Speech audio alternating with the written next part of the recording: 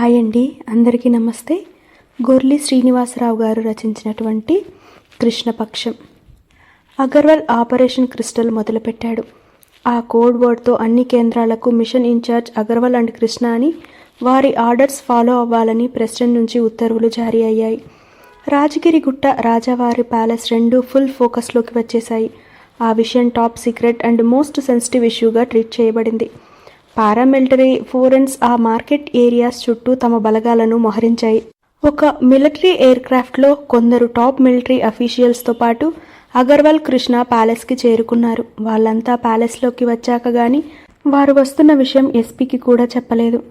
Governor నుంచి ఎస్పీకి personal call వచ్చింది. ఆయన స్వయంగా ఆపరేషన్ క్రిస్టల్ పేరుతో మొదలైన ఒక ఆపరేషన్కి అగర్వాల్, కృష్ణలు నాయకత్వం వహిస్తున్నారని, ఫుల్ కోఆపరేషన్ ఇవ్వాలని ఆదేశించాడు. ఫస్ట్ టైం అతని కెరీర్లో డైరెక్ట్గా గవర్నర్ నుంచి ఆదేశాలు స్వీకరించడం. దానితో నాయర్ ఛాతీ 4 అంగుళాలు పెరిగింది. ప్యాలెస్కి చేరుకున్న కృష్ణ, అగర్వాల్లు తిన్నగా జమీందారు గదికి వెళ్లారు.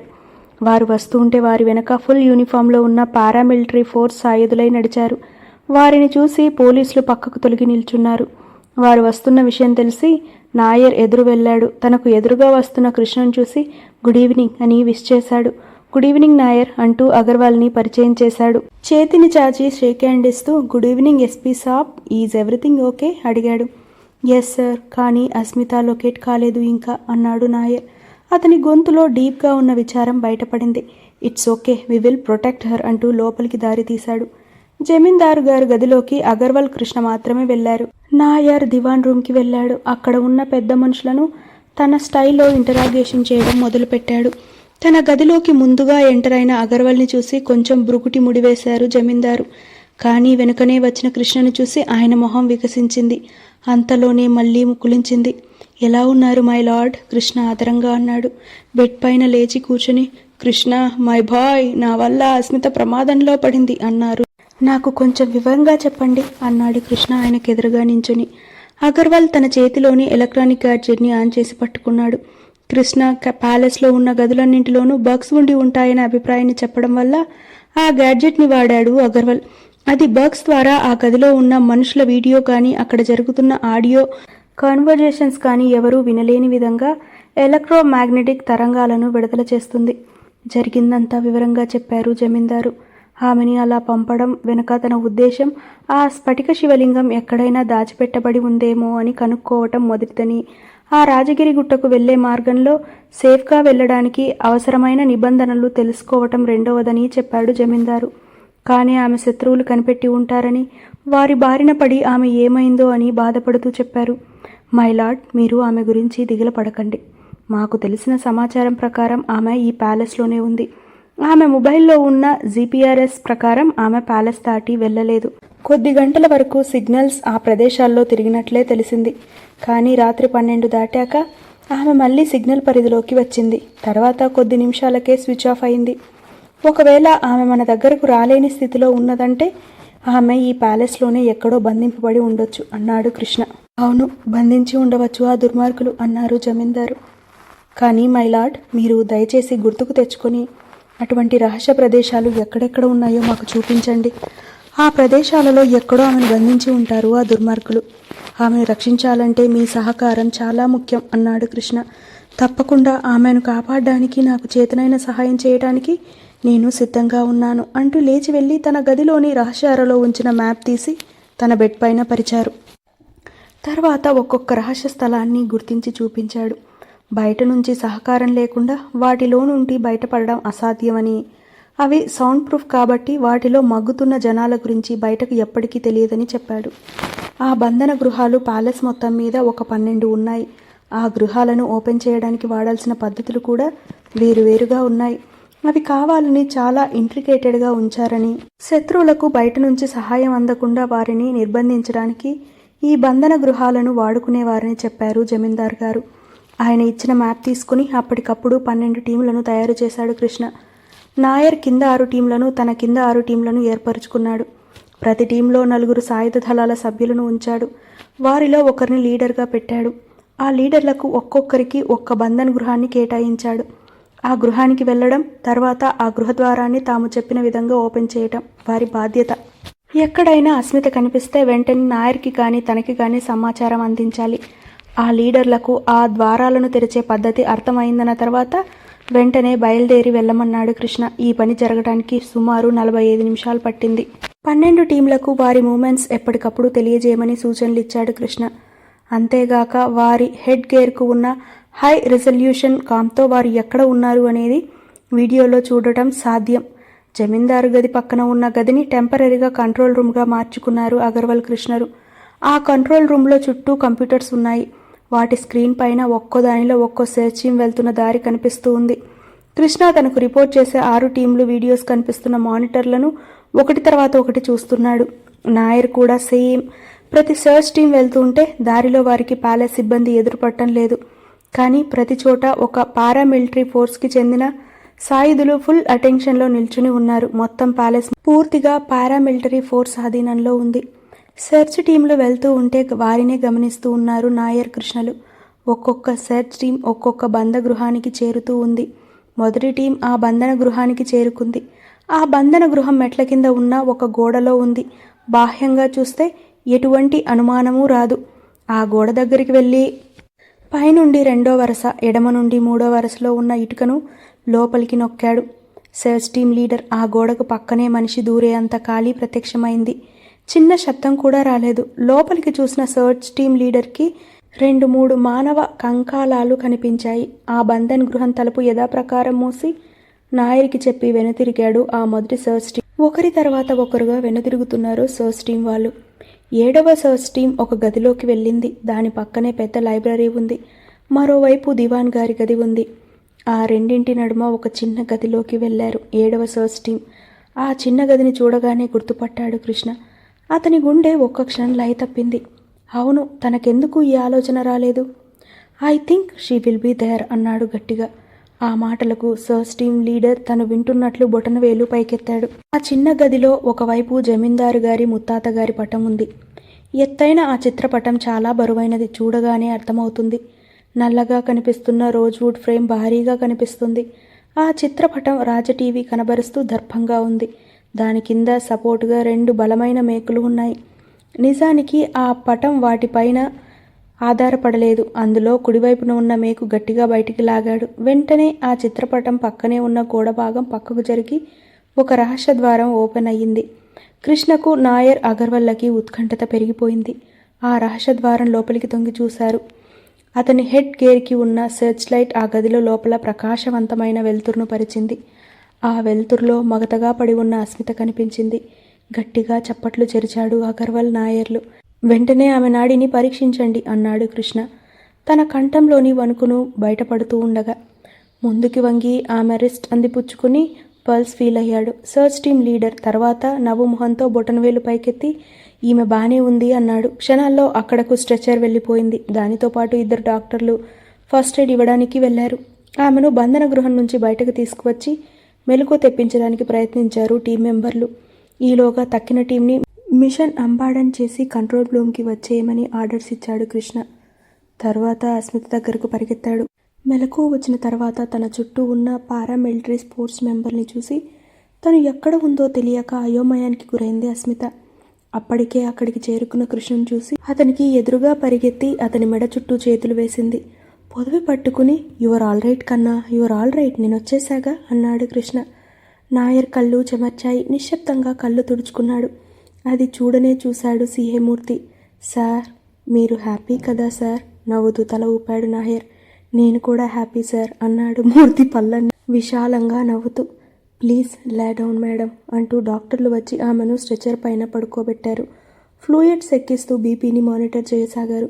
స్ట్రెచర్ పైన పడుకుని ఉన్న ఆమె కళ్ళు కృష్ణ వైపే చూస్తున్నాయి. తలపైన దెబ్బ తగిలి తర్వాత ఆమెకు స్పృహ కోల్పోయింది. మెలకువ వచ్చాక చూస్తే ఆమె దగ్గర ఆమె వస్తువులు ఏమీ లేవు. చుట్టూ కనుచీకటి. చేతులతో తడుముకుంటూ గోడ ఎక్కడుందో తెలుసుకోగలిగింది. కానీ ద్వారం ఎటో అర్థం కాలేదు. గాలి వెలుతురు లేని ఆ చీకటి కొట్టంలో ఆమె చిన్ననాటి నుంచి ఆమెలో గూడు కట్టుకుని ఉన్న విపరీతమైన భయాలన్నీ ఒక్కసారిగా ఆమె పైకి దాడి చేశాయి. ఆ భయంకర ఆలోచనలతో తనకు మతిస్థిమితం తప్పిపోతుందేమో అనిపించింది. ఆ క్షణాలలో తనను తాను కాపాడుకోవటానికి ఏమి చెయ్యాలో కూడా అర్థం కాలేదు ఆమెకు. అప్పుడు ఆమె ఆలోచనల్లోకి మలయమారుతంలా ప్రవేశించాడు కృష్ణ. అతని ఆలోచన ఆమె మనసులోకి ప్రవేశించాక ఆమెలో విశృంఖలంగా రేగుతున్న భయాలు తోకముడిచాయి. మనసంతా ప్రశాంతత నిండింది. ధైర్యం మళ్ళీ ప్రవేశించింది. కృష్ణ వస్తాడు తన కోసం అనే ఆలోచన ఆమెని విడవలేదు. తన కోసం అనుక్షణం తప్పిస్తాడు, బాధపడతాడు, వెతుకుతాడు, ఇలా ఎన్నో ఆలోచనలు కలిగాయి. ఆ పాజిటివ్ ఆలోచనలకు ఒకే ఒక ఆలంబన కృష్ణ. తన మనసులో కృష్ణ ఎంత నిండిపోయాడో అంతకుముందు ఆమెకు తెలియదు. ఇప్పుడు ఇటువంటి విపత్కర పరిస్థితుల్లో ఇలా ప్రేమభావాలు రాయటం ఆమెకే కొత్తగా ఉంది, వింతగా ఉంది. ఆ బంధం ఈనాటిది కాదు అనిపించింది. కనుల నిండిన నీరుతో తననే చూస్తున్న అస్మిత దగ్గరికి వెళ్ళి ఆమె కళ్ళు తుడిచాడు కృష్ణ. నొప్పిగా ఉందా అన్నాడు. లేదు, సంతోషంగా ఉంది. హ్యాపీనా? ఎందుకు అన్నాడు విచిత్రంగా. ఆ చీకటి గృహలో నాకు నువ్వెంత ముఖ్యమో నేను తెలుసుకున్నాను అంది నీరసంగా నవ్వుతూ. ఆమె చేతిని తన చేతిలోకి తీసుకుని మృదువుగా పెదవులకు అద్దుకుని ముద్దు పెట్టుకుంటూ I love you, will you marry me అన్నాడు. ఎస్ అంది ఆమె నవ్వుతూ. అందరూ చప్పట్లు కొట్టారు. అప్పుడు ఇహలోకంలోకి వచ్చారు ఆ ప్రేమికులిద్దరూ. వాట్ మై డియర్ బాయ్, నీకు భలే టైం దొరికిందే ఆమెకు ప్రపోజ్ చేయడానికి అన్నారు అక్కడికి వచ్చిన జమీందారు గారు. గొళ్ళున నవ్వారంతా. అస్మితను డాక్టర్లు కొద్దిసేపు పరీక్షలు చేసి అంతా ఓకే అన్నారు. అస్మిత, నీకు జరిగిన దాంట్లో ఎంత గుర్తుందో చెప్పు అన్నాడు కృష్ణ. ఆమె ఒక్కసారిగా జరిగిందంతా గుర్తు తెచ్చుకుని మెల్లగా ఒక్కొక్కటి జరిగిన విషయాలను చెప్పసాగింది. ఆమె చెప్పిన విషయాలను పూర్తిగా విన్నారు కృష్ణ, అగర్వాల్, జమీందార్, వారితో పాటే నాయర్ కూడా. వెంటనే లేచి బయటకు వెళ్ళి సిఐ మూర్తిని పిలిచి ఆర్డర్స్ పాస్ చేశాడు. తర్వాత మళ్ళీ గదిలోకి వచ్చి అక్కడ జరుగుతున్న చర్చల్లో పాల్గొన్నాడు. జమీందారు గారు చెప్పినట్లు ఈ అమావాస్య రాత్రి మనం ఒక ప్రయత్నం చేయబోతున్నాం. ఇది వారి ముత్తాత గారు స్వయంగా చేసిన ప్రయత్నమే. ఒకప్పుడు వారికి సలహా ఇచ్చింది సదాశివ శర్మ గారి తండ్రి గారు. కానీ ఇప్పుడు మనకు సలహా ఇవ్వడానికి వారు లేరు. కనీసం వారి కుమారుడు సదాశివ శర్మ గారు కూడా లేరు. కానీ గణపతి శర్మ గారిని నేను రాజమండ్రిలో కలిశాను. వారిని ఇక్కడకు పిలిపించాము. కొద్దిసేపటిలో వారు వస్తారు. వారి సలహాతోనే ఈ ప్రయత్నం చేయడం జరుగుతుంది అన్నాడు కృష్ణ. ఓకే, చెప్పు కృష్ణ, ఎవరెవరు ఏమేమి చెయ్యాలో? సార్, మీరు ఇక్కడ ఉండి గ్రౌండ్ ఆపరేషన్స్ మానిటర్ చేయాలి. గుడి దగ్గరకు వెళ్ళడం నిషిద్ధం. అందువల్ల మన వాళ్ళెవరూ గుడి దగ్గరకు పోకూడదు. జమీందారు గారి ముత్తాత ఉల్లంఘించిన నియమం అదే. వారు 2 దారులలో ప్రయత్నిద్దామనుకున్నారు. కానీ అది బెడిసి కొట్టి వారితో పాటు సదాశర్మ గారి తండ్రి గారు కూడా మరణించాడు అన్నారు కృష్ణ. సరే, ఇప్పుడు మనం స్వరంగ మార్గంలో వెళ్ళాలి అంతే కదా అన్నాడు నాయర్. అవును, నేను సొరంగ మార్గంలో వెళ్తాను. మీరంతా ఇక్కడే వెయిట్ చేస్తే మంచిదని నా ఉద్దేశం. అలా అంటే ఎలా కృష్ణ? నేను కూడా వాలంటీర్ చేస్తాను. నువ్వొక్కడివే ఎలా వెళ్తావు? మనిషికి మనిషి తోడు అవసరం అన్నాడు నాయర్. షబాస్ నాయర్ అన్నాడు జమీందారు గారు. Then it's okay. అయితే కృష్ణ, నాయర్ సొరంగ మార్గంలో వెళ్తారు. అది డిసైడెడ్. ఓకే అన్నాడు అగర్వాల్. కృష్ణ, నేను కూడా నీతో వస్తాను అంది అస్మిత. వాట్? నో. ఎందుకు రాకూడదు? అస్మిత, నిన్న రాత్రి నుంచి ఇప్పటి వరకు నువ్వు ఈ కష్టాలు పడ్డావు. మళ్ళీ ఇప్పుడు కొత్త కష్టాలు ఎందుకు చెప్పు అనునయంగా అన్నాడు కృష్ణ. ప్లీజ్ కృష్ణ, ఆ ప్రయత్నం ఎంత రిస్కో నాకు తెలియదు. కానీ చాలా రిస్క్ అని నిన్న రాత్రి చూసిన కొద్ది వివరాలతోనే అనిపించింది. నిన్నొక్కడినే అందులోకి పంపే ప్రసక్తే లేదు. కావాలంటే నన్ను తీసుకుపో, లేకపోతే మిషన్ ఆపేద్దాం అంతే అంది మొండిగా. మాట వినవా అన్నాడు కృష్ణ కాస్త కోపం నటిస్తూ. వినను అంది మూతి బిగించి. సరే, నువ్వురా, ఓకే అన్నాడు అంతలోనే నవ్వుతూ. అస్మిత కూడా నవ్వి థ్యాంక్ యూ అంది. కానీ ఈ ప్రయత్నం సక్సెస్ అవ్వాలంటే నా స్ఫటిక శివలింగం ఉండి తీరాలి. దాన్ని అస్మిత కనిపెడుతుంది అనుకున్నాను అన్నారు జమీందారు గారు విచారంగా. ఆయన మాటలు అందరినీ ఆలోచనలోకి నెట్టేశాయి, ఒక్క కృష్ణ తప్ప. అందరి వైపు ఒకసారి చూసి మై లార్డ్, నన్ను మీరు క్షమించాలి. ఆ స్ఫటికలింగాన్ని మ్యూజియం నుండి తప్పించింది నేనే అన్నాడు. వాట్? నువ్వా? ఎందుకు అలా చేశావు కృష్ణ అన్నారు జమీందారు గారు అయోమయంగా. మై లార్డ్, ఈ ప్యాలెస్లో ప్రతి గదికి బగ్స్ ఉన్నాయని గమనించాను. అస్మిత కూడా కనిపెట్టింది. ఇప్పుడు అగర్వాల్ వాడిన లాంటి పరికరం మా లండన్ ఆఫీస్లో ఉంది. దాన్ని తెప్పించి వారిని బ్లాక్మెయిల్ చేయొచ్చు. కానీ నేను వారి బగ్స్ ఉపయోగించి వారినే తప్పుదారి పట్టించాలి అనుకున్నాను అన్నాడు. అదెలా? ఈ విషయాలు నేను ఏ ఒక్కరితోనూ డిస్కస్ చేయలేదు. ఎందుకంటే ఏదైనా సీక్రెట్గా ఉంచాలంటే అది మనలోనే ఉండాలి. ఒకసారి బయటకు వస్తే ఆ ప్రాసెస్లో కూడా అది అందరికీ తెలిసే అవకాశం ఉంటుంది. అందులో అడుక్కడుక్కి బగ్స్ పెట్టిన వాళ్ళు కార్లని, మొబైల్స్ని వదులుతారు అని గ్యారెంటీ ఏమిటి అన్నాడు కృష్ణ. అవును, నిజమే అన్నాడు నాయర్. ఈ ప్యాలెస్ అంతా ఒక గ్యాంగ్ చేతులతో ఉంది అని గ్రహించాను. ఆ గ్యాంగ్ని ఎదుర్కోవటానికి ఆ గ్యాంగ్ మధ్య అపోహలు క్రియేట్ చేయడం ఉత్తమ మార్గం అని నాకు అనిపించింది. అందుకే ఆ శివలింగాన్ని నేను మ్యూజియం నుంచి తొలగించి సురక్షితంగా దాచి ఉంచాను. నన్ను క్షమించాలి. ఈ నా ప్రయత్నంలో నేను మీకు రిస్క్ కలుగజేశాను అన్నాడు కృష్ణ. ఎలా అన్నారు జమీందారు గారు. ఆ గ్యాంగ్లో మీరు కూడా ఒక భాగస్వామి అనుకున్నాను నేను. ఎందుకంటే ఏ ఒక్కరిని అనుమానించకుండా వదలలేదు. అందువలన ఆ గ్యాంగ్కి నేను కల్పించిన అపోహ వల్ల వాళ్ళలో వాళ్ళు మనస్పర్ధలు వచ్చి ఒకరిపై ఒకరు అటాక్ చేసుకుంటారు అనుకున్నా. కానీ ఫస్ట్ అటాక్ మీపై చేశారు. నా అనుమానం ప్రకారం వాళ్ళు మీరే ఆ స్ఫటికలింగాన్ని అధిక ధరకు అమ్ముకోవడానికి దాచిపెట్టారని అనుకుంటూ ఉంటారు అన్నాడు కృష్ణ. నువ్వు ఊహించింది నిజమే కృష్ణ, కానీ ఈ గ్యాంగ్ స్వరూపం నాకు తెలియదు. కానీ నేను ఆ స్ఫటికలింగాన్ని దాచి ఉంచానని అపోహ అయితే వాళ్లకు కలిగింది. అలాగే నాకు అపోహ కలిగింది. ఎవరికి వారే దాచి ఉంటారని. కానీ ఈ అపోహకు ఇంత నెగిటివ్ పవర్ ఉంటుందని నాకు తెలియదు. మై లార్డ్, మిమ్మల్ని కూడా అనుమానించినందుకు, మీకు రిస్క్ కలిగించినందుకు నన్ను క్షమించండి అన్నాడు కృష్ణ. నువ్వేమి చేసినా మంచికే చేశావు. అందులో నేను తెలిసో తెలియకో వారికి కొంత సహకరించిన మాట వాస్తవమే. అందువలన నువ్వు చేసినది తప్పే కాదు. ఇక క్షమించే అవసరమే లేదు. I'm proud of you my boy అన్నారు. ఈ ప్రయత్నంలో కొన్ని విషయాలను నేను అస్మితతో షేర్ చేయలేదు. కానీ ఈరోజు మనం ఇక్కడ చేపట్టబోయే కార్యక్రమం అసలు నేరస్తులను పట్టుకోవటానికే కాక మన దేశానికి ఎంతో ఉపయోగపడే అద్భుత జ్ఞాన సంపదను మనం కాపాడుకోవటానికి ఉపయోగపడుతుంది అని భావిస్తున్నాను అన్నాడు కృష్ణ. ఇంతకీ అసలు నేరస్తులు ఎవరో తెలిసిందా? జమీందారు గారు అడిగారు. అదేమిటి సార్, మీకు ఆ దుర్మార్గులు ఎవరో తెలిసే అనుకుంటున్నాను నేను అన్నాడు నాయర్. నా చుట్టూ ఉన్న వాళ్ళు నాపై రకరకాల ఒత్తిడులు తీసుకువస్తూ ఉంటారు. అవి కొన్ని వారి స్వలాపేక్షతో అయితే వాటి గురించి వాళ్ళు నేరాలు చేసేంత నైత్యానికి ఒడికడతారు అనేది నేను ఊహించలేదు అన్నారు. ఈ నేరాలు జరగటానికి వెనుక ఉన్న కుట్ర ఈ ప్యాలెస్లో ఉన్న వాళ్లకు మాత్రమే పరిమితం అనుకుంటే తప్పు. దీని వెనుక అంతర్జాతీయ కుట్ర ఉంది. వాళ్లే ఏదో విధంగా ప్యాలెస్లో ఉన్న కొందరిని తమకు అనుకూలంగా తిప్పుకున్నారు. అలాగే జరిగిన నేరాలలో వారి పాత్ర కూడా కొంతవరకు ఉంది అన్నాడు కృష్ణ. అంతర్జాతీయ కుట్ర? మీ ఉద్దేశం ఈ గుడి అంతర్జాతీయంగా అంత ప్రాముఖ్యత గలది అంటారా అన్నాడు నాయర్. ఈ విషయంలో కొంతవరకు మాత్రమే నేను మీకు వివరాలను చెప్పగలను. అదేమంటే మన వేద విజ్ఞానాన్ని మనం ఇంకా పూర్తిగా వినియోగంలోకి తెచ్చుకోవటం లేదు. ఉదాహరణకి భగవద్గీత శ్లోకాలను బట్టి పట్టడం వరకే మన దృష్టి ఉంది. కానీ మన జీవన విధానంగా మార్చుకుందాం అనే ఆలోచన ఎవరికి ఉంటుంది? అలాగే వేదాలను పఠించడం వరకే మన దృష్టి ఉంటుంది. కానీ అవి పంచి ఇచ్చే జ్ఞానాన్ని అందిపుచ్చుకొని ఉపయుక్తంగా చేసుకోవటానికి ఎంతవరకు ప్రయత్నిస్తున్నాం అనేది చూడాలి. యజుర్వేదంలో చెప్పిన యజ్ఞ యాగాదులను మనం పాటిస్తున్నాం. కానీ వాటిని కూడా లోపభూయిష్టంగా చేస్తున్నారు. అంతేగాక వాటిని కేవలం ఒక తంతుగా ఆచరిస్తున్నారు తప్ప వాటిని చేయవలసిన విధి విధానాలను అనుసరించి చేసి పొందాల్సిన ఫలితాలు పొందుతున్నారా అనేది తేల్చుకోవాల్సిన విషయం. ఈ విషయంలో మనకంటే కొన్ని అభివృద్ధి చెందిన దేశాలే మన వేద విజ్ఞానాన్ని పరిశోధించి ఫలాలను పొందాలని చూస్తున్నారు.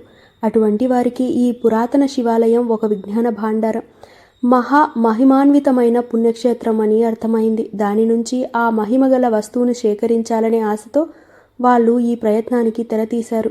వారి ప్రయత్నానికి అడ్డు వస్తారు అనుకున్న వారిని తొలగించారు.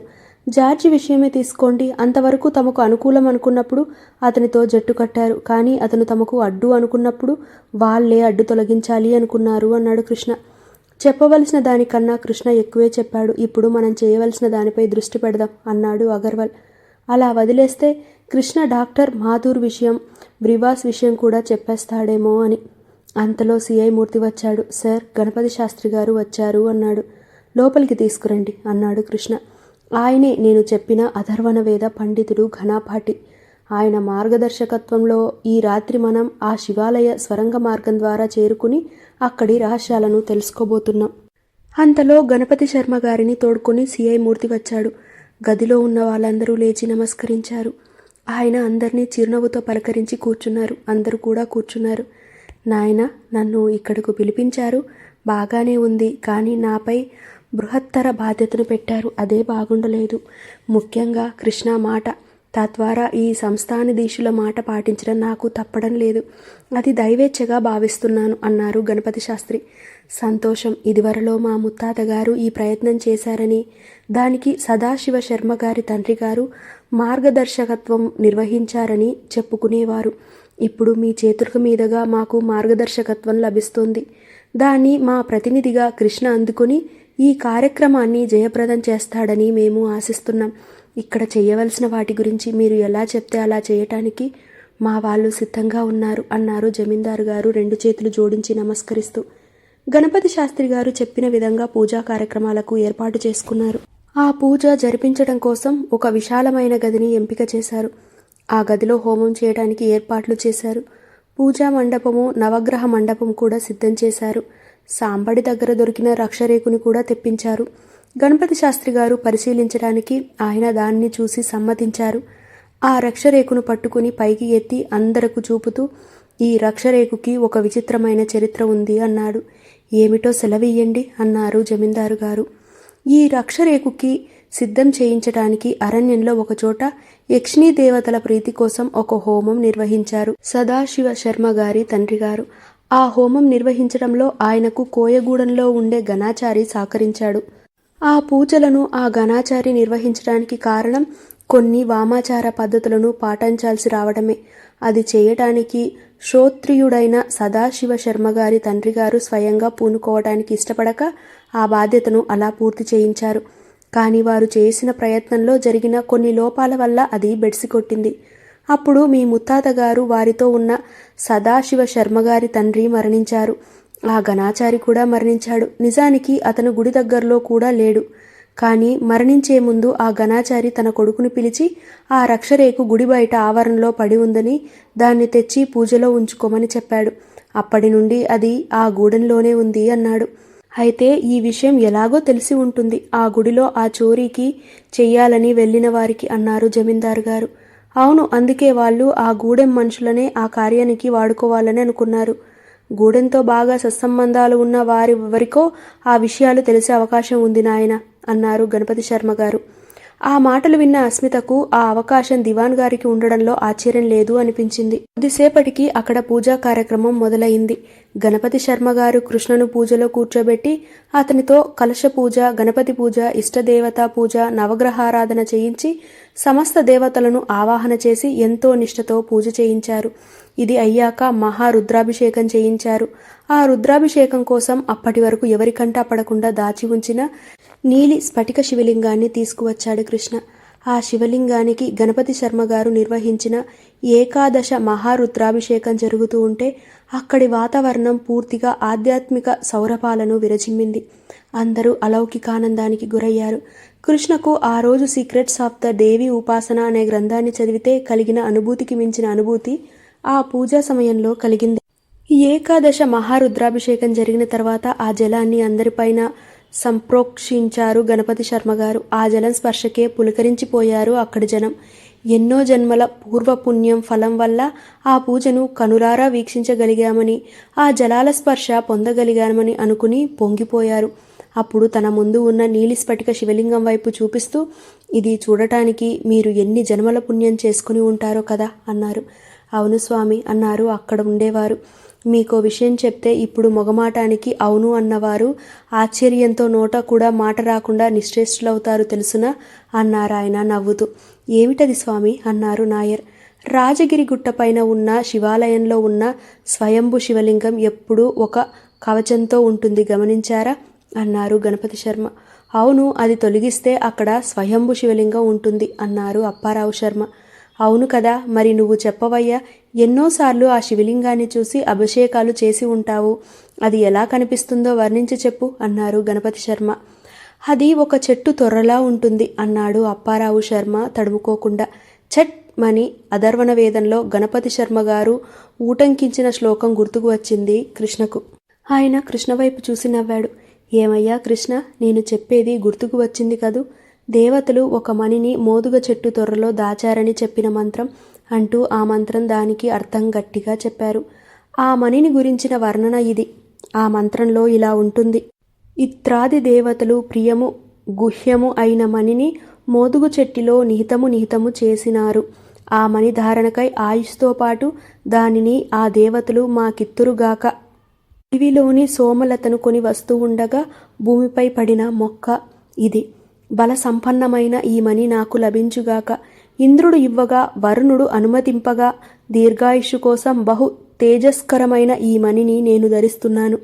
అది విని అంతా స్తబ్దులైపోయారు. అది చెట్టు తొర్రలా కనపడటం కాదు, అది చెట్టు తొర్రే. దాని గురించి చెప్పిన కథ కథ కాదు, యథార్థం. ఇప్పటి సైన్స్ దీన్ని శిలాజాలు అంటుంది. ఆ యథార్థమైన చెట్టు కాలక్రమేణా శిలాజంగా మారింది. ప్రకృతి పరిణామాల వల్ల అదిగో మీరు చూసేది, పూజ చేసేది ఆ చెట్టు తొర్రనే. ఆ చెట్టు తొర్రలో దేవతలు ఉంచిన ఆ మణియే మీ ఎదురుగా నిలిచిన స్ఫటిక శివలింగం రూపంలో ఉంది. ఆ శివలింగం రూపంలో ఉన్న మణి శక్తి మీరు ఊహించలేనంత. అందుకే అంటున్నారు, ఈ మణికి ఏకాదశ మహారుద్రాభిషేకం జరిగి కొన్ని వందల సంవత్సరాలు గడిచినాయి. ఇప్పుడు మీరు చూడగలిగారు, నేను చెయ్యగలిగాను అంటే ఇది ఎన్నో జన్మల పుణ్యఫలం కాక మరేమిటి అన్నాడు గణపతి శాస్త్రి. అందరూ కళ్ళు విప్పార్చి ఆ శివలింగాన్ని చూశారు. ఆనందంతో వారికి నోట మాట రాలేదు. కృష్ణ, ఇప్పుడు మీరు చెయ్యవలసిన కార్యం చాలా జటిలమైనది. మీకు ఆ మహాదేవుని ఆశీస్సులు ఉన్నాయి గనక మీ పని నిర్విఘ్నంగా పూర్తవుతుంది. అందులో నాకు సందేహం లేదు. కానీ మీలో ఎటువంటి భయాందోళనలు కానీ అలసత్వం కానీ రాకూడదు. అలా వస్తే ప్రళయం సృష్టించబడుతుంది. ఇక్కడ ఉన్నవాళ్ళు ఎవరూ నాతో కూడా కలుపుకొని బ్రతికి బట్ట కట్టలేరు. అర్థమైందా అన్నారు గణపతి శాస్త్రి గారు. అందరిలోనూ భయం కించిత్తు కనిపించింది. కానీ కృష్ణ పలికిన పలుకులు విన్నాక అందరిలో మళ్ళీ ధైర్యం వచ్చింది. స్వామి, మీరు అండగా ఉండగా మాకే భయం లేదు. ఈ పని మీరు చెప్పినట్లు నెరవేర్చుకుని వస్తాం అన్నాడు ధీమాగా. మంచిది. ఆ సొరంగ మార్గంలో ప్రయాణించబోయేవారు ఇలా నా ముందుకు రండి, తక్కినవారు ఈ గదిలో నుంచి వెళ్ళిపోండి అన్నారు గణపతి శాస్త్రి. నాయర్, కృష్ణ, అస్మిత తప్ప తక్కిన వారంతా అక్కడి నుండి వెళ్ళిపోయారు. తమ ముందు నుంచున్న ముగ్గురిని చూసి వాళ్లలో నాయర్, అస్మితలకు రక్షగా మణిబంధనాలను కట్టారు గణపతి శాస్త్రి. మీ మణికట్టులకు కట్టే ఈ మణిబంధనాలు మీ నాడీ వ్యవస్థను భద్రపరుస్తాయి. మీలో ఎటువంటి మనోవికారాలు కలగవు. నిర్భయంగా ఉండండి. ఎటువంటి క్లిష్ట పరిస్థితి ఎదురైనా ధైర్యంగా ముందుకి అడుగు వేయండి అన్నాడు. అలాగే స్వామి అన్నారు ముగ్గురు. ఒక స్త్రీమూర్తి కూడా ఈ కార్యంలో పాలు పంచుకోవటం ఆ మహాదేవుడి సంకల్పం. అది ఒక విధంగా మీ అదృష్టం. ఆమెను ముందుకు నడవనియండి. చాలా అవాంఛిత శక్తులు మిమ్మల్ని తాకనైనా తాకలేవు అన్నారు గణపతి శాస్త్రి. అలాగే స్వామి అన్నారు. మీకు స్వరంగ మార్గంలో పయనించి సుమారు 3 గంటల సమయంలో గర్భగుడిలోకి చేరుకుంటారు. సమయం పాటించడం చాలా ముఖ్యం. మీకు ఎదురుగా గర్భగుడి గోడలు కనిపిస్తాయి. వాటిని తెరిచే విధానం కృష్ణకు స్ఫురిస్తుంది. సమయం పాటించేలా జాగ్రత్త తీసుకోవాల్సింది నాయర్. అస్మిత ముందుగా కుడికాలు పెట్టి లోపలికి వెళ్ళాలి. అప్పటికి దేవతలు నిష్క్రమిస్తారు. కృష్ణ ఈ స్ఫటిక శివలింగాన్ని ఆ చెట్టు తొర్రలో ఉంచాలి. అస్మిత దేవతలు విడిచి వెళ్ళిన ఆ రెండో మణి తీసుకుని దాన్ని కూడా ఆ చెట్టు తొర్రలో ఉంచాలి. అప్పుడు ఆ శివలింగం సంపూర్ణమవుతుంది. ఈ రెండు జరగకుండా మీరు అక్కడి నుంచి రావడానికి ప్రయత్నిస్తే ఫలితాలు దారుణంగా ఉంటాయి హెచ్చరిస్తూ అన్నారు గణపతి శర్మ. ఓకే స్వామి, ఒక సందేహం అడగవచ్చా అన్నాడు నాయర్. అడుగు నాయనా. ఆ గుడిలో చోరీకి పోయి ప్రాణాలు పోగొట్టుకున్న వాళ్ళు నల్లటి నూనెను రాసుకుని నల్లటి రంగు వేసుకున్నారు. మాకు అలాంటి అవసరం లేదంటారా? మంచి ప్రశ్న నాయన. వాళ్ళు అలా తమను తాము యక్షుల నుంచి రక్షణ కొరకు ఆ గణాచారి చెప్పినట్లు చేశారు. అది వారికి అవసరమే. మీకు అది అవసరం లేదు. ఎంచేతనో తెలుసా? మీరు ఆ గుడి వెలుపల నుంచి లోపలికి వెళ్ళటం లేదు. నేరుగా శివాలయం అంతర్భాగంలోనికి వెళ్ళిపోతున్నారు. అర్థమైందా? అర్థమైంది స్వామి. ముగ్గురు శిరస్సు వంచి ఆయనకు నమస్కరిస్తూ, మంచిది నాయన, మీకు శుభం కలుగాక. ఒక్క మాట గుర్తుంచుకోండి, ఈ పని పూర్తయ్యే వరకు మీ నోట ఒక్క శబ్దం కూడా రాకూడదు సుమా. ఇక క్షేమంగా వెళ్ళిరండి అని ఆశీర్వదించి పంపించారు ఆ ముగ్గురిని. అస్మిత ముందు నడుస్తూ ఉండగా కృష్ణ, నాయర్లు ఆమె వెంట వెళ్లారు. వారంతా తిన్నగా అంతకు ముందు రోజు అస్మిత వెళ్ళిన రహస్య మార్గం దగ్గరికి వెళ్లారు. అక్కడికి వెళ్ళాక అస్మిత ఆ రహస్య మార్గాన్ని అలవోకగా తెరిచింది. తమ వద్ద ఉన్న టార్చిలను ఆన్ చేసి ఒకరి తర్వాత ఒకరు ఆ మెట్లు దిగి ముందుకు నడిచారు. వారి వెనుక రహస్యద్వారం మూసుకుంది. అంతకు ముందు రాత్రి మృత కళేబరాలు కనిపించిన చోటుకు వచ్చేశారు. నిరాటకంగా నడిచింది అస్మిత. తర్వాత మొట్టమొదట కళేబరం కనబడగానే కృష్ణకు చూపించి సైగ చేసింది. ఆమె అంతకు ముందే అక్కడే భయపడిందన్న విషయం అర్థం చేసుకున్న కృష్ణ ఆమె వెన్నుతట్టి దృష్టిని దారిపైన పెట్టమని సైగ చేశాడు. ముగ్గురు తొనక్కుండా వెనక్కుండా సూటిగా నడిచి ఆ సొరంగ మార్గం చివరికి చేరుకున్నారు. వారికి ఎదురుగా నల్లటి గోడ కనిపించింది. గర్భగుడిలోని ఒక గోడకు వెనక వైపు తాము వచ్చినట్లు గ్రహించారు ముగ్గురు. ఆ గోడను తెరిచే విధానం గురించి కృష్ణ పరిశీలించి చూడసాగాడు. నాయర్ అప్పుడు సమయం చూసుకున్నాడు. 2:55 అయింది. ఇంకా 15 నిమిషాలు ఉంది.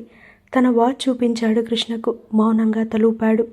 అదే సమయానికి గుడి దగ్గరకు వెలుపల నుంచి 2 వ్యక్తులు వచ్చారు. వారు ఆలయ ప్రాంగణంలోనే వెయిట్ చేస్తూ మాటిమాటికి వాచ్ చూసుకుంటున్నారు. అక్కడ వాతావరణం వారిని భయపెడుతున్నా బింకంగా నించున్నారు. సొరంగ మార్గంలో గోడను తెరవడానికి ఏర్పాటు చేసిన మీటను కనిపెట్టాడు కృష్ణ. దాన్ని తెరవటానికి సరైన సమయం కోసం నిరీక్షిస్తూ మౌనంగా ఆ గోడనే చూస్తూ నించున్నారు ముగ్గురు. వారి మనస్సులో నిరంతరాయంగా పంచాక్షరి స్మరణ జరుగుతోంది. సరిగ్గా 3 అవగానే కృష్ణ భుజం తట్టాడు నాయర్. వెంటనే తను ముందుగా చూసిన మీటను పట్టుకుని తిప్పాడు కృష్ణ. వారి ఎదురుగా ఉన్న ఆ గోడ శబ్దం లేకుండా పక్కకు జరిగింది.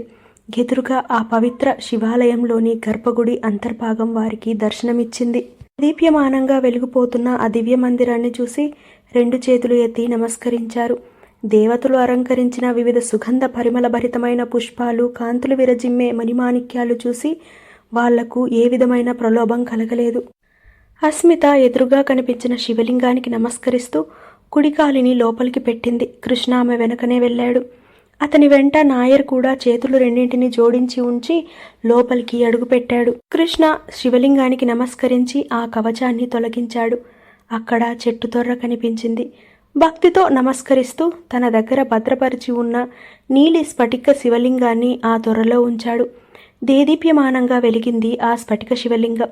నీలిరంగు కాంతి ఆలయ అంతర్భాగమంతా నిండిపోయింది.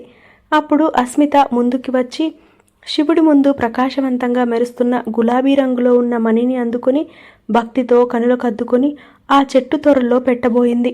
భయంకరమైన అరుపులు, ఆహాకారాలు వినిపించాయి గర్భగుడి తలుపుల వెనుక. ఒక్క క్షణం అస్మిత ఒళ్ళు జల్దరించింది. నోరు తెరిచి ఏదో అనబోయింది. చటుక్కున ఆమె నోరు నొక్కాడు కృష్ణ. మెల్లగా ఆమె వీపు మీద నిమిరి చేత్తో సైగ చేశాడు ఆ మణిని చెట్టు తొర్రలో ఉంచమని. అస్మిత తన చేతిలోని గులాబీ రంగు మణిని ఆ చెట్టు తొర్రలో పెట్టేసింది. బయట ఆహాకారాలు ఒక్కసారిగా ఆగిపోయాయి.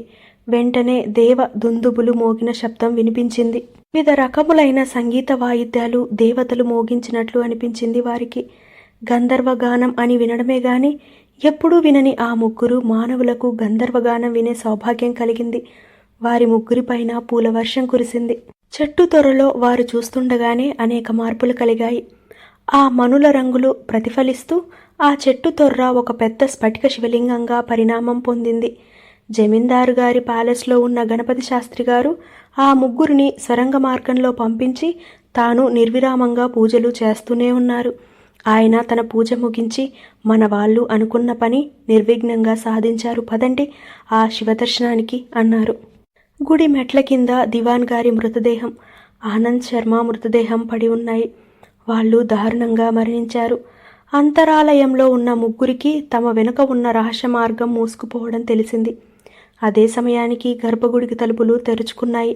కొంతసేపటికి గణపతి శాస్త్రి అక్కడకు రాగా వారితో పాటు జమీందారు గారు, ఆయన సిస్టర్, బావలు కూడా వచ్చారు. వారిని విడిపించి అక్కడకు తీసుకురమ్మని చెప్పిన అగర్వాల్ కూడా అక్కడికి వచ్చారు. కృష్ణ, అస్మిత, నాయర్ ఆ జనసందోహాన్ని చూసి ఆనందించారు. గణపతి శాస్త్రి, ఒక అద్భుత క్షేత్రం వెలిసింది. ఇది మానవాళికి ఎనలేని మేలు చేస్తుంది. సర్వే జన సుఖినో భవంతు. ఇక్కడ కొన్ని రచయిత రాసినటువంటి మాటలు ఉన్నాయండి, అవి మీకు చదివి వినిపిస్తాను. శ్రీకాకుళం జిల్లాలోని శ్రీ ముఖలింగేశ్వర ఆలయం ప్రేరణతో ఈ రచన మొదలైంది. ఆ దేవాలయంలోని శిల్పకళ మాటలతో వర్ణించలేము, చూసి తీరవలసిందే. అక్కడ శివుడు స్వయంభుగా వెలిశాడని, ఆ శివలింగం ఒకప్పటి విష్ణు చెట్టు అని అక్కడ ఆలయంలో పూజాదికాలు చేసే అర్చకులు చెప్తారు. శాపవశాత్తు గంధర్వులు అక్కడి అరణ్యాలలో కోయవారిగా జీవనం సాగించారు. కోయ రాజుకి 2 భార్యలుండేవారు. వారి మధ్య స్పర్ధకు కారణమైన విప్ప చెట్టుని ఆ కోయరాజు గొడ్డలితో నరికినప్పుడు ఆ విప్ప చెట్టులో శివుడి ముఖలింగం ప్రత్యక్షమవుతుంది. శివుడి పైన కవచం తీస్తే మనకు శివలింగం ఒక చెట్టు తొర్రలో కనిపిస్తుంది. నేను శ్రీముఖలింగం వెళ్ళి దర్శనం చేసుకున్నాక నా దృష్టిలో ఆ శివలింగం చాన్నాళ్ళు అలాగే నిలిచిపోయింది. అక్కడ నేను విన్న గంధర్వుల ఉదంతం, అక్కడి శిల్పకళ నన్ను ప్రేరేపిస్తూనే ఉన్నాయి. తర్వాత ఒకరోజు యథాఫలంగా అథర్వణ వేదంలోని కొన్ని మంత్రాలు చూస్తున్నప్పుడు అవి చెట్టు తొర్రలో నిక్షిప్తమైన ఒక మణి గురించి ప్రస్తావించడం నా కంటపడింది. దాంతో ఈ నవలాంశ నా మదిలో మెలిసింది. ఈ నవలకు 1,00,000 రూపాయల బహుమతి ఇచ్చి గౌరవించిన శ్రీ వేమూరి బలరాం గారికి అనేక వందనాలు సమర్పించుకుంటున్నాను. ఈ నవలను ఆదరించిన అశేష తెలుగు పాఠక దేవుళ్ళకి హృదయపూర్వక నమస్సుమాంజలి. మీ గొర్లి శ్రీనివాసరావు. అయిపోయిందండి కృష్ణపక్షం నవల. అలా ఈవినింగ్ వచ్చేటువంటి నవలలు ఏవైతే కర్మ ఉందో, అలాగే ఎండమూరి వీరేంద్రనాథ్ గారి భార్య గుణవతి శత్రు, ఆ నవల కూడా కొంచెం లేట్గా అప్లోడ్ చేస్తాను. అంటే ఈవినింగ్ 6 PM-కి 7 PM-కి అప్లోడ్ చేస్తున్నాను కదా, మేబీ 8 or 9, 10 ఇలా ఏదైనా సరే కొంచెం లేట్ నైట్ అప్లోడ్ చేస్తాను. భార్య గుణవతి శత్రు నవల అయితే ఇంకా లాస్ట్ పార్ట్ అండి, ఒకటే ఎపిసోడ్ ఉంది. కర్మ మాత్రం కొంచెం ఎపిసోడ్స్ పడుతుంది, చాలా పెద్ద నవల కదా అది. నెక్స్ట్ ఏ నవల్ అప్లోడ్ చేయాలి అనేది నాకేం అర్థం కావట్లేదండి. నా దగ్గర అరౌండ్ 3,000 to 5,000 నవల్స్ ఉన్నాయి, కొన్ని బుక్స్గా, కొన్ని PDFsగా. కానీ వాటిలో ఏ నవల్ పిక్ చేసుకున్నా సరే అది ఏదో ఒక ఛానల్లో అప్లోడ్ చేసే ఉంటున్నారు. రెగ్యులర్ ఫ్యామిలీ స్టోరీస్ ఉండే నోవెల్స్ కంటే ఎక్కువ శాతం సస్పెన్స్గా, యూనిక్గా, కాస్త పెక్యులర్గా ఉండే వాటినే చాలా వరకు ఇష్టపడుతున్నారు. సో అలా సర్చ్ చేసినప్పుడు ఏది పిక్ చేసుకున్నా, అంటే ఆ స్టోరీని బట్టి బాగుంది అని ఏది పిక్ చేసుకున్నా అది ఎక్కడో ఒక చోట ఆల్రెడీ అప్లోడ్ అయి ఉంటుంది. రెగ్యులర్ నవల్స్లో నాకు చాలా ఇష్టమైన నవల్స్ ఉన్నాయండి. లైక్ ఎగ్జాంపుల్ మాదిరెడ్డి గారివి కానివ్వండి, సులోచన రాణి గారివి కానీ, మీరా, ఇలా వీళ్ళ నవల్స్ కూడా ఏదైనా పిక్ చేద్దామన్నా కూడా అవి కూడా ఎక్కడో ఒక చోట అప్లోడ్ అయ్యే ఉంటున్నాయి. నాకు ఏది చూస్ చేసుకోవాలి, ఏది అప్లోడ్ చేయాలన్నది మాత్రం అర్థం అవట్లేదు. మీకు ఎవరికైనా ఏమైనా సజెషన్స్ ఉంటే నాకు కామెంట్లో పెట్టండి, నేను దాన్ని పిక్ చేసుకుని చదవడానికి ట్రై చేస్తాను. ఈ నవల మొదలైనప్పటి నుంచి ఎండింగ్ వరకు నాతో పాటు ట్రావెల్ చేసి నాకు కామెంట్స్ చేసి ఎంకరేజ్ చేసిన ప్రతి ఒక్కరికి థ్యాంక్ యూ సో మచ్. మీరు చేసే లైక్స్ వల్ల, కామెంట్స్ వల్ల ఇవి ఇంకొంతమందికి ఎక్కువగా రీచ్ అవుతాయండి. ఎందుకంటే నేను నవల్స్ అప్లోడ్ చేసినప్పటి నుంచి టైం చూసుకుంటే రీసెంట్ టైమ్స్లో కూడా వచ్చిన కామెంట్స్లో మీ నవల్స్ నేను ఇప్పుడే, మీ ఛానల్స్ నేను ఇప్పుడే కొత్తగా చూస్తున్నాను అని కూడా పెట్టిన వాళ్ళు ఉన్నారు. సో మీరు చేసే లైక్స్ వల్ల కావచ్చు, షేర్స్ వల్ల కావచ్చు, లేదా కామెంట్స్ వల్ల కావచ్చు, ఇంకొంతమంది కొత్త సబ్స్క్రైబర్లకి కూడా ఇది రీచబుల్ అవుతుందని నేను అనుకుంటున్నాను. మరొక మంచి నవల్తో మళ్ళీ కలుసుకుందాం. అంతవరకు సెలవు, నమస్కారం. మరొక మంచి నవల్తో మళ్ళీ